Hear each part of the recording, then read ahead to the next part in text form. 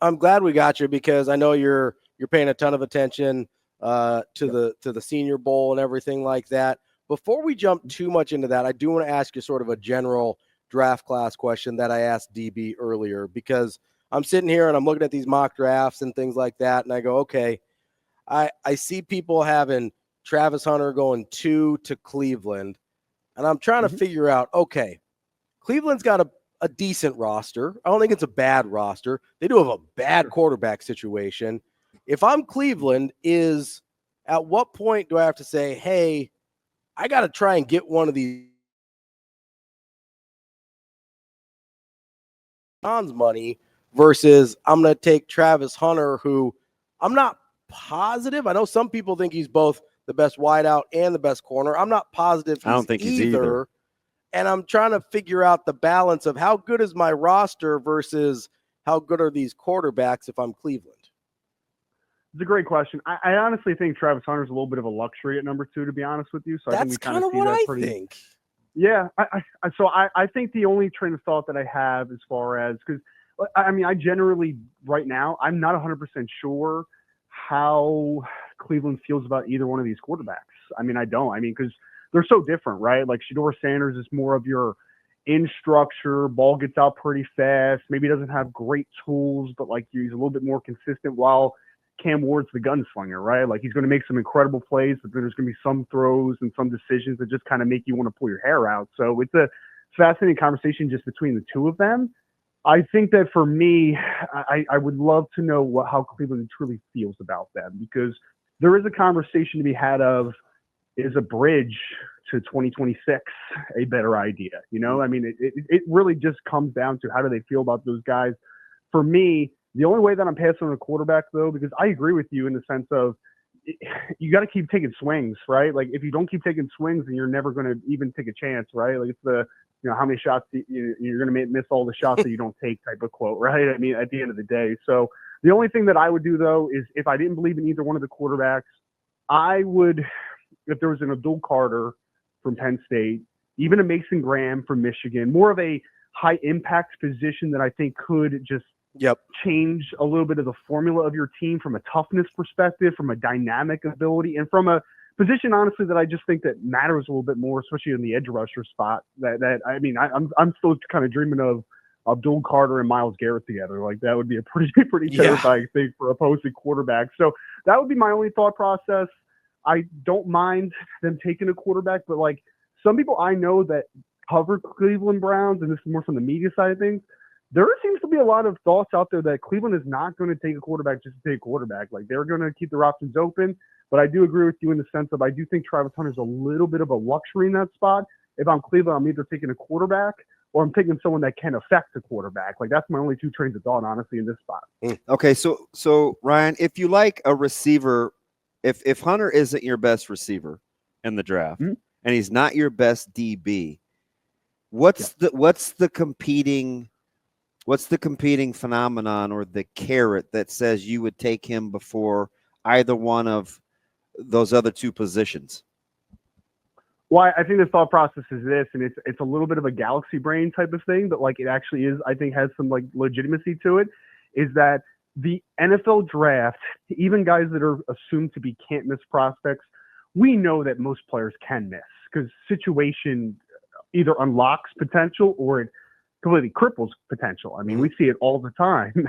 And I think that when you're talking about a player that has plus starter upside, potential Pro Bowl upside on either side of the ball, your margin for error like widens, right? Because like, I mean, if Travis Hunter, even if he doesn't end up being the best wide receiver in the 2025 NFL draft, even if he doesn't become the best corner in the 2025 NFL draft, it's pretty safe bet that he's going to be a good player at least one of those spots, right? And then maybe in the best world, he's a really good starting corner that can also give you some reps on wide receiver when you need him. I don't think it's going to be nearly a full-time capacity, but like maybe he's a guy that can go in at wide receiver if he's your starting corner on just, 2-minute drills or some high leverage situations, like that type of thing. So I think the floor of Travis Hunter is really appealing because he has a wider net, right? Like he has two different positions that he does excel at. And I think that when you're talking about the stable of this draft is not a great one up top. It's not. I mean, I just talked to somebody a scout in the NFL that I trust very well. That I mean, their team only has like 9 first-round draft grades right now, and that's. I mean, usually we're at least like 13, 14, 15, like somewhere in that ballpark. You know what I mean? Sometimes in the high teens, but more often you're kind of in that middle teen range. And I think that this class is just generally speaking a little bit lackluster up top, outside of like Abdul Carter, Travis Hunter, like those types of guys. So I think you're just trying to strengthen your margin for error a little bit, and you're trying to get a good football player. And I think that there's a very good chance that Travis Hunter at least becomes that. Ryan, let me ask you about, I'm going to go Nebraska specific here for a second, just because he's come up a couple of times this morning already in other capacities. But give me your thoughts on Tommi Hill as you kind of watch the struggles that he's had over camp. And I was a little surprised, just full on Nebraska dork covering these guys. The 210, that weight interested me a little bit as a guy that never enjoyed being much over 200. What are you seeing with Tommi Hill? I think it was destined for me to be on this morning, guys, because I literally had a conversation about Tommi Hill yesterday with a scout. Because he said a little bit of the same thing that you just said.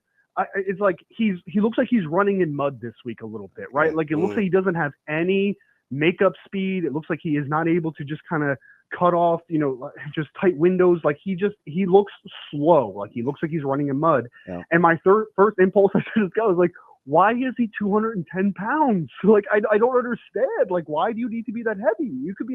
You're a big physical corner if you are 6 foot 200 pounds. Like you don't need to be 210. I don't know why he's at that weight.